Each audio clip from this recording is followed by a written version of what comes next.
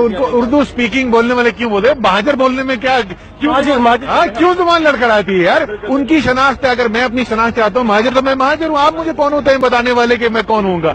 आप जो है देखें, उनके जो मुतालबात हैं, उनकी जो शनाख्त है, उनके जो हुकूक हैं, उनके लिए वैसे ही तरीके इंसाफ आवाज उठाती है जैसे किसी और पाकिस्तानी के लिए, चाहे वो पंजाबी हो, पख्तून हो, सिंधी हो। यही तो बात है कौमी पार्टी की। तो जनाब मैं भी आपसे कहूंगा, बड़े फख्र से कहूंगा कि शीशा नहीं फौलाद है, महाजर की औलाद है। समझ में आई?